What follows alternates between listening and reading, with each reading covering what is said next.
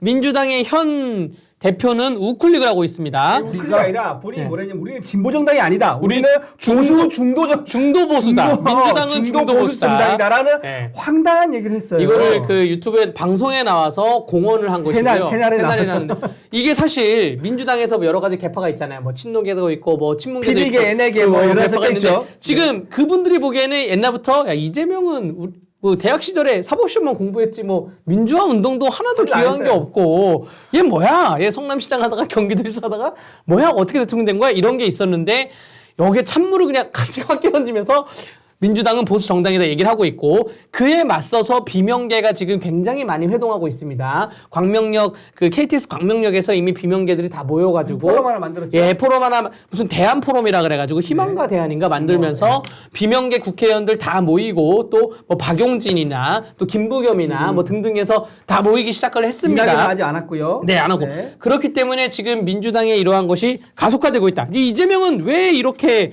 민주당은 중도 보수다 이런 발언을 왜 했을까요? 지금 본인은 당선되게 되니까 중도층을 흡수에 대해서 목숨을 거는데요. 왜 중요하냐면요. 이번에 그 광주 집회 관련해서 메시지 된 걸 보면 그 단서가 있어요. 다른 집회에 대해서는 이재명 대표가 딱 집어서 얘기를 안 합니다. 근데 광주에서만 얘기했어. 왜냐? 광주는요. 지금 문재인 전 대통령이 90%의 압도적인 지지를 보내준 곳입니다. 호남은요. 근데 그렇죠. 이재명 대표에 대해서 호남의 지지율 얼마인 줄 아세요? 70% 안 돼요. 55에서 65 왔다 갔다 합니다. 그러니까 여기서 90%의 압도적인 지지 못 받으면요. 혹시 본 게임에 가면은 이게 뒤집어질 수 있거든.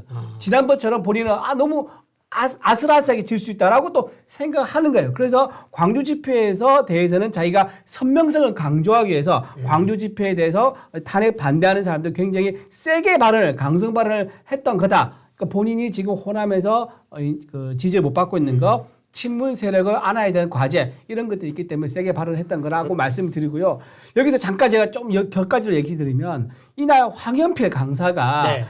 그렇게 나와달라고 호소했음에도 불구하고 10,000명도 채 안 나왔다고 합니다. 하지만 반대측에서 우리 3만 명 이상 나왔다 그러죠. 우리의 규모의 3분의 1 규모밖에 안 됐습니다. 그런데 황현필 강사가 뭐랬느냐. 반미 투쟁, 우리나라가 미국의 식민지다라는 황당한 얘기를 해요. 지금 우리 여기 살고 있는 사람 중에서 거기에 공감하는 사람이 얼마나 되겠습니까? 지금 태어나 보니까 우리나라가 1인당 GDP가 4만 불인 국가입니다. 지금 여기 살고 있는 사람들이 어디 나라에 지금 조정을 받고 있다거나 정부가 해외거나 이런 거 지금 상상이 됩니까? 지금 이제 망상이죠, 망상. 망상인데 특히 이 얘기 있죠. 6.25가 북치입니다. 6.25가 남침 아니고 북침이라 이런 얘기가 있는데 자 브루스 커민스가 한때 얘기한 적이 있습니다. 해외 캐나다에 있는 세계적인 유명한 역사학자인데 6.25가 미국에 의해서 유도돼 가지고 일어났다라고 하는 거예요. 미국 유도설이죠. 남침 유도설이죠. 남침 유도설이죠. 네. 참 말이 참 안 되는 얘기인데 이게 나중에 결국은 공문서로 확인이 돼요. 스탈린이 옛날 소련에서 가지고 있던 문서가 공개됩니다. 그 문서에 따르면요. 김일성이 스탈린한테 6.25 전쟁 발발에 대해서 3번을 요청을 해요. 그래서 1번, 2번 거절당하다가 3번째 허락받거든요. 그 3번째 허락받을 때 조건이 뭐였냐? 오케이. 중국한테 협조를 받아서 해라라는 단서장이 붙어요. 그래서 중국 만나서 마오쩌둥한테 오케이 허락받고 모택동한테 허락받고 내려옵니다. 그래서 내려왔던 탱크가 뭐냐? 소련제 T-34였고 나중에 밀리니까 또 누가 오느냐? 중국이 오는 거죠. 이런 식으로 굉장히 구체적으로 공식화된 문서에 의해서 어떻게 전쟁이 일어났는지까지 밝혀졌습니다. 그랬더니 그제서야 브루스 커밍스가 자기가 옛날에 했던 주장을 거둬들이면서 사과를 했단 말이에요. 그런데 황현필은 사과를 안 해. 황현필 역사적으로 문서 공식화 증거가 나왔는데도 사과를 안 합니다. 계속 6.25는 미국에서 일어났다. 우리가 북으로 쳐들어갔다. 라는 그런 황당한 일을 주장하고 있습니다. 황현필이 이런 얘기도 했어요. 자, 잠시만. 황현필 얘기 잠깐 듣기 전에 네네.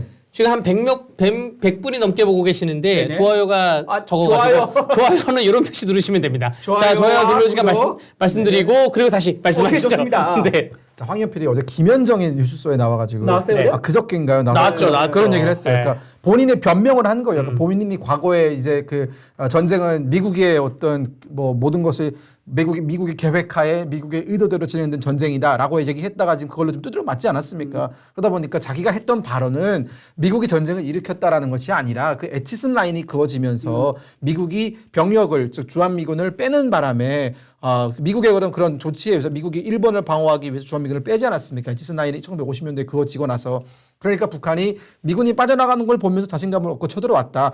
결과적으로 봤을 때 미군이 빠져나가는 것이 전쟁을 불러왔기 때문에 했던 소리지 미국이 일으켰다는 얘기는 아니다라고 해명을 했어요. 근데 이게 좌파들은 머리가 좀 나쁜 게 여러분 아카이브라는 게 있습니다. 본인이 있죠. 과거에 네. 뭘 행동을 하고 네. 이런 걸 다 지운다고 지어질 수 있는 게 아니에요. 우리 위대한 네티즌들은 그거 다 따랐습니다. 그렇죠. 자 바로 국민의힘 갤러리에 무슨 영상이 올라왔냐. 황현필의 두 번째 영상이 올라왔습니다. 미군이 일으켰다는 전쟁 이후에 이런 말도 했어요.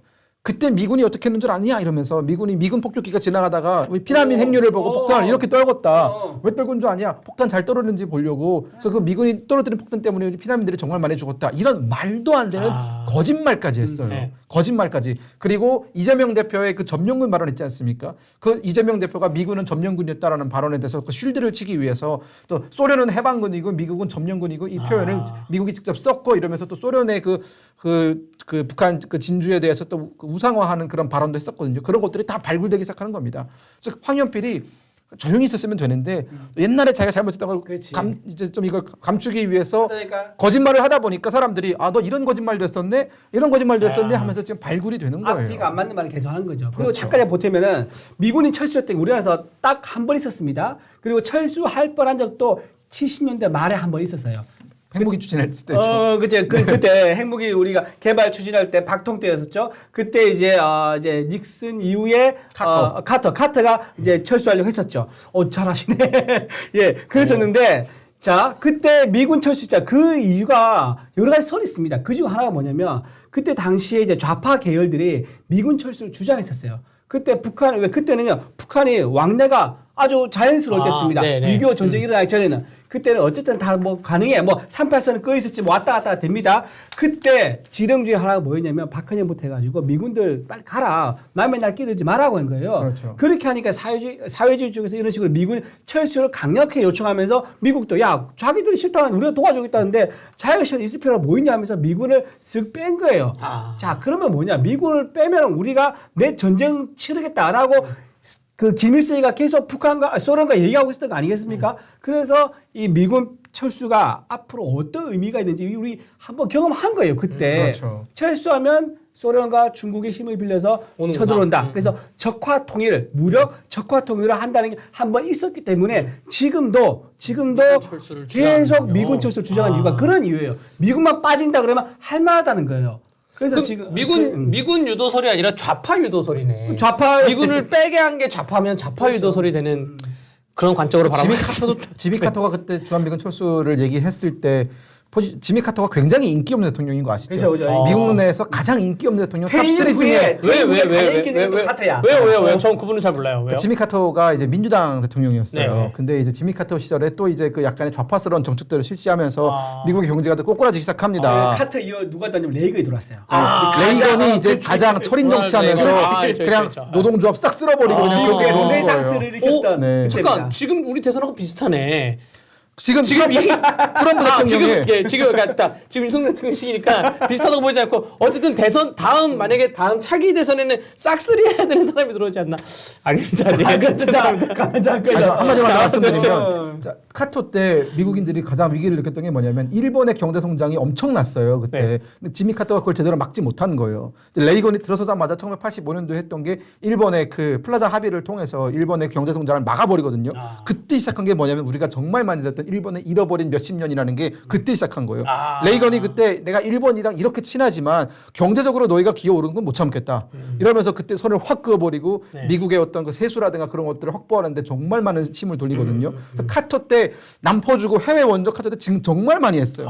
정말 거의 바이든 수준으로 예퍼주고 재퍼주고 막 이러다가 미국 경제가 몰락합니다. 카터가 들어서면서 싸그리 쓸어버리죠. 네.